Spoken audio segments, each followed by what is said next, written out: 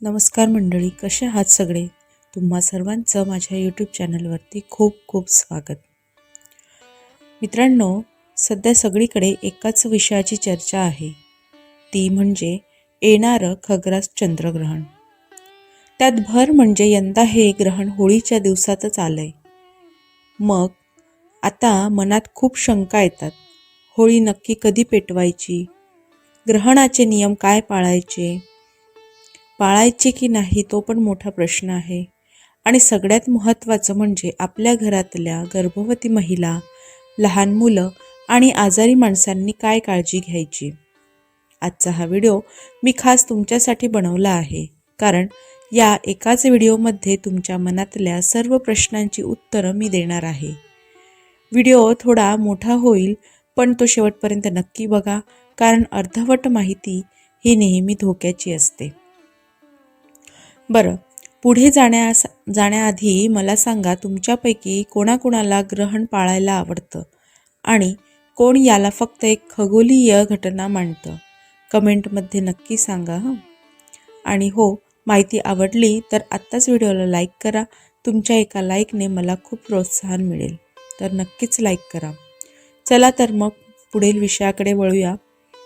तर मित्रांनो, होळी कधी साजरी करायची या विषयावरती आता आपण बोलूया. तर सर्वात आधी म्हणजे पौर्णिमा ही 2 मार्चला संध्याकाळी 5:56 सुरू होते आणि 3 मार्चला संध्याकाळी 5:08 संपते.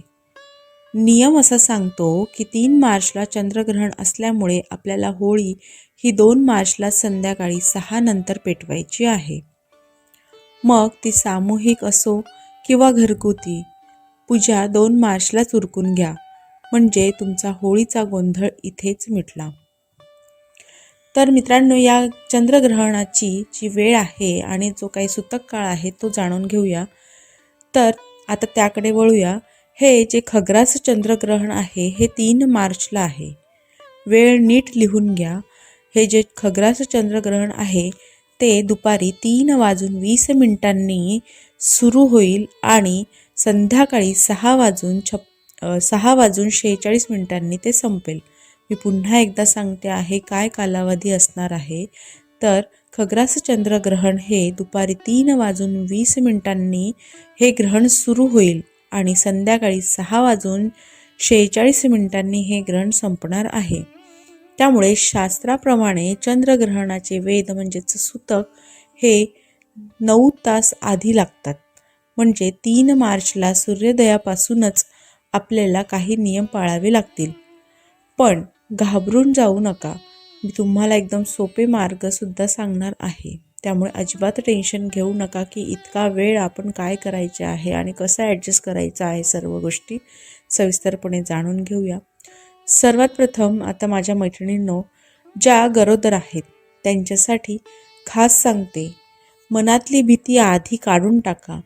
मी सुद्धा गरोदर असताना ग्रहण अनुभवलेलं आहे. डॉक्टर काय म्हणतात ते आधी ऐका. जर तुम्हाला गोळ्या घ्यायच्या असतील, भूक लागली असेल तर बिनधास्त खा प्या. देवाला तुमचं आणि बाळाचं आरोग्य जास्त महत्त्वाचं आहे. पण तरीही मनाच्या समाधानासाठी काही गोष्टी पाळा. म्हणजे कापणे किंवा चिरणे टाळा.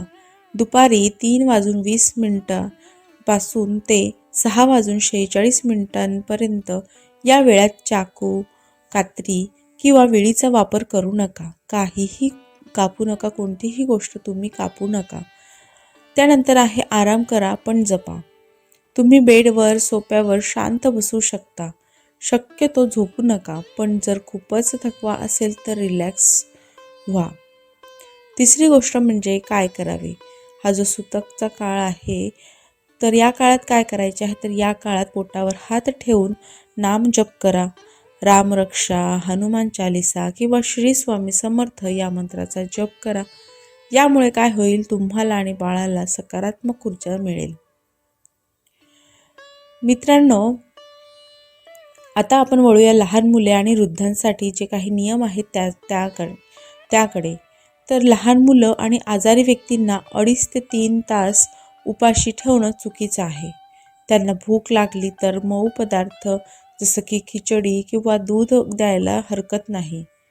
ग्रहणाच्या काळात वातावरणात काही सूक्ष्म जीवाणूंचा प्रादुर्भाव वाढतो, म्हणून आपण अन्नावर आणि पाण्यावर तुळशीची पानं टाकतो. तुळशीमध्ये अँटीबॅक्टेरियल गुणधर्म असतात, त्यामुळे ते अन्न शुद्ध राहतं. बस एवढं केलं तरी पुरेसे आहे. मित्रांनो, हा जो चंद्रग्रहणाचा जो काळ आहे, या काळात तुम्हाला काय सेवा करायच्या आहेत? तर मंडळी, ग्रहण काळ हा देवाच्या नामस्मरणासाठी खूप मोठा काळ असतो. या काळात केलेली सेवा अनेक पटींची फळं देतात. तर सर्वात प्रथम सेवा कोणती आहे? तर 11 वेळा रामरक्षा स्तोत्र म्हणा.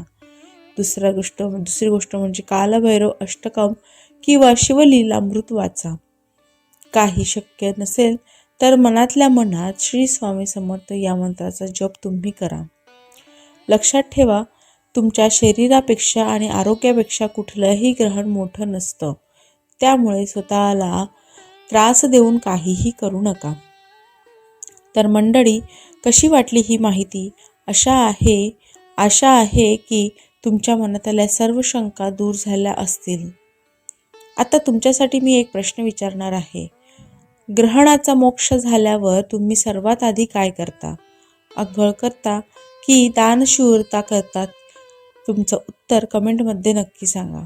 हा व्हिडिओ आपल्या मित्रमैत्रिणींना आणि नातेवाईकांना नक्की शेअर करा, जेणेकरून त्याच्या मनातली जी भीती आहे ती सुद्धा दूर होईल. चॅनलला सबस्क्राईब केलं नसेल तर लगेच सबस्क्राईब करा. पुन्हा भेटूया अशाच एका नवीन व्हिडिओमध्ये. तोपर्यंत स्वतःची काळजी घ्या. श्री स्वामी समर्थ. धन्यवाद.